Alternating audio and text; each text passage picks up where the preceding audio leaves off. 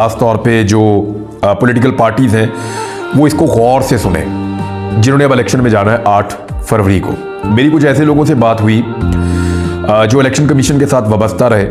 Retire हो चुके हैं, कुछ ऐसे सोर्सेज हैं जो मौजूद हैं अभी, कुछ पॉलिटिकल लोग हैं, उनसे भी बात हुई और मैंने ये जानने की कोशिश की कि धांधली किस तरह की जाएगी और धांधली को कैसे रोका जा सकता है। तो इसमें जो सबसे इंपॉर्टेंट और मेन किरदार होगा वो पोलिंग एजेंट का होगा। मिसाल के तौर पे एक कैंडिडेट है, उसके हलके के अंदर 150 पोलिंग स्टेशंस बने हैं, 150,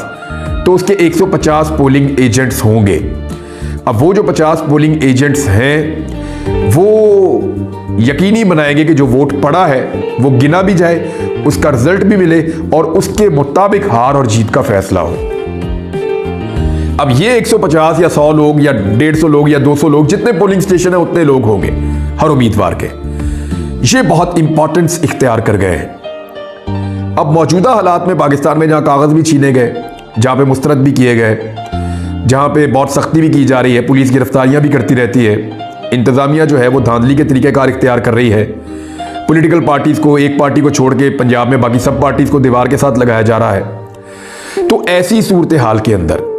पोलिंग एजेंट को कैसे महफूज रखना है, ये वीलॉग इसके बारे में है। नंबर 1, जैसे ही आप इलेक्शन कमीशन को अपने पोलिंग एजेंट का नाम दें या उनकी लिस्टें दें, फौरी तौर पे तमाम पोलिंग एजेंट्स के मोबाइल फोन नंबर बंद करवा दिए जाएं ताकि उनको ट्रेस ना किया जा सके, उनके साथ राब्ता ना किया जा सके, या उन्हें खरीदने की कोशिश ना की जा सके, या उन्हें अगवा करने की या उन्हें गिरफ्तार करने की कोशिश ना की जा सके। नंबर 1 तो ये चीज है।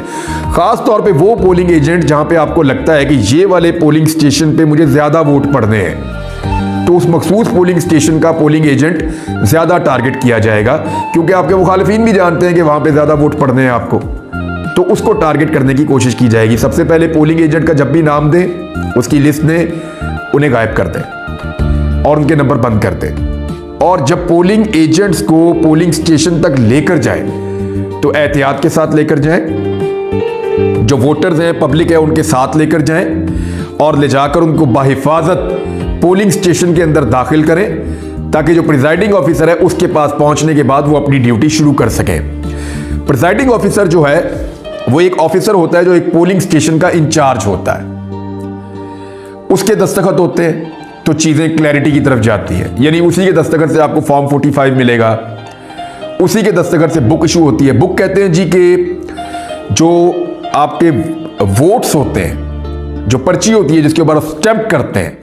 जिसको आप वोट कहते हैं, उसकी बुक्स बनी हुई होती है। सूबाई असेंबली की अलग बनी हुई होती है, कौमी असेंबली की अलग बनी हुई होती है। कौमी असेंबली की सब्ज रंग की होती है, सूबाई असेंबली की सफेद रंग की होती है। ये बुक्स हर प्रिजाइडिंग ऑफिसर को मिलती है। प्रिजाइडिंग ऑफिसर ने इस बुक के ऊपर साइन करने होते हैं और जो पोलिंग एजेंट होते हैं मुख्तलिफ सियासी जमातों के, वो भी इस किताब के ऊपर साइन करते हैं, तब एक किताब जारी होती है। मिसाल के तौर पे एक प्रिजाइडिंग ऑफिसर अगर पोलिंग एजेंट को, यानी पोलिंग एजेंट पहुंच गया, आप जरा दोबारा पीछे से आ जाए, पोलिंग एजेंट पहुंच गया पोलिंग स्टेशन के अंदर,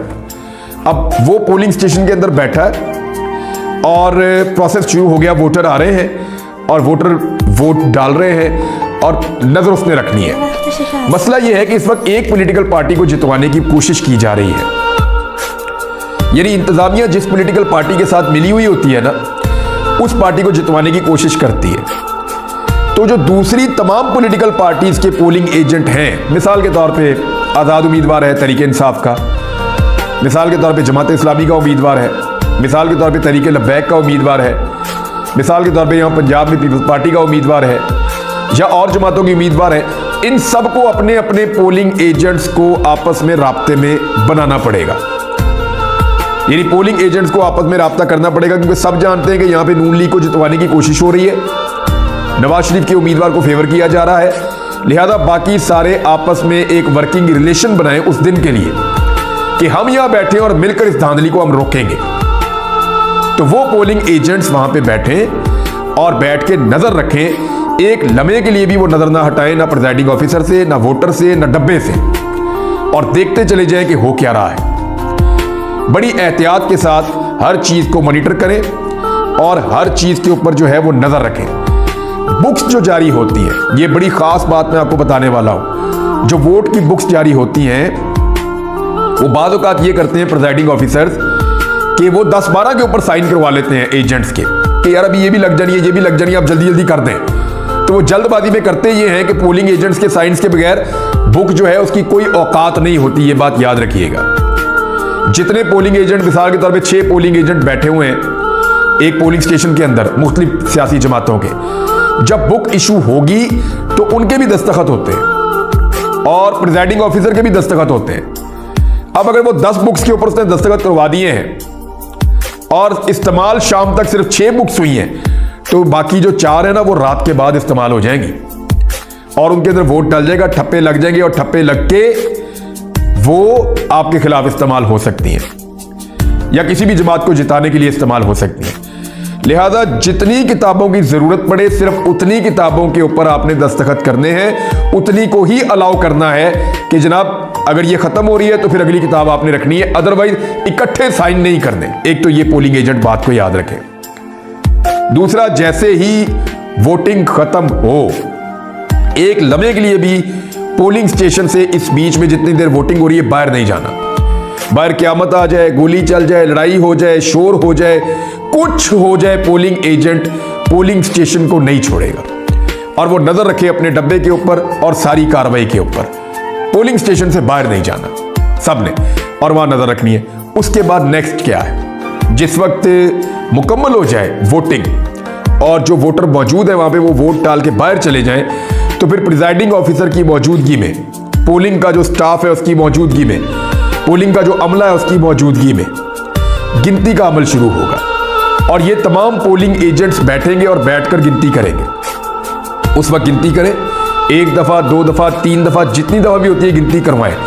गिनती करवाने के बाद कच्चे कागज पे रिजल्ट आपने नहीं लेना। पोलिंग एजेंट ने रिजल्ट लेना है फॉर्म 45 के ऊपर। फॉर्म 45 के ऊपर दस्तखत होते हैं प्रिजाइडिंग ऑफिसर के और ये दस्तखत आपने कच्ची स्याही वाले पेन से नहीं लेना। यानी कई ऐसे पेन हैं जिनकी दस्तखत किए और आधे घंटे बाद वो मिट गए और बाद में आपको कह दिया जाएगा कि जनाब ये जो पेपर है आपका, ये पेपर तो आपका है, मौजूद है, रिजल्ट भी इसके ऊपर मौजूद है, लेकिन इसके ऊपर प्रिजाइडिंग ऑफिसर के दस्तखत नहीं है, लिहाजा आपने मुसद्दका कॉपी लेनी है। होता क्या है कि एक पेपर अपने साथ ले जाते हैं प्रिजाइडिंग ऑफिसर, जो आरओ के दफ्तर में ले जाके जमा करवा देते हैं, जो मेन दफ्तर होता है जहां पे सारे रिजल्ट जमा हो रहे होते हैं और वहां पे सारे रिजल्ट इकट्ठे करके तो वो नतीजा बोल देते हैं। एक जो है वो रिजल्ट ले जाता है अपने साथ प्रिजाइडिंग ऑफिसर जो मौजूद होता है पोलिंग स्टेशन में और एक एक कॉपी तमाम पोलिंग एजेंट्स को दी जाती है। जितने भी पोलिंग एजेंट हैं उन सबको एक एक कॉपी मिलती है। मिसाल के तौर पे नून लीग को इतने वोट पड़े, पीटीआई को इतने वोट पड़े, पीटीआई को, पीपल्स पार्टी को इतने वोट पड़े, जमात इस्लामी को, तहरीक लब्बैक को इतने वोट पड़े, सारी जमातों के वोट उसके अंदर लिख दिए जाएंगे और लिखने के बाद प्रिजाइडिंग ऑफिसर उसकी तस्दीक करेगा, उसके ऊपर अपने साइन करेगा। प्रिजाइडिंग ऑफिसर के साइन आपने चेक करने हैं कि जो साइन वो वोट की बैक साइड पे कर रहा है, जो साइन वो पहले कर रहा है वही साइन वो कर रहा है दोबारा उसके ऊपर जो आपको कॉपी दी है, मुसद्दका कॉपी फॉर्म 45 की, वही वाले साइन आपने लेने हैं और बॉल पॉइंट से लेने हैं, पक्की स्याही वाले लेने हैं ताकि वो बाद में मिटे ना। अब आपके हाथ में आ गया रिजल्ट। हार जीत एक अलग चीज है, लेकिन ये रिजल्ट आपको पहुंचाना है अपनी पार्टी तक। बाहर आपकी पार्टी के कारकुन मौजूद होंगे,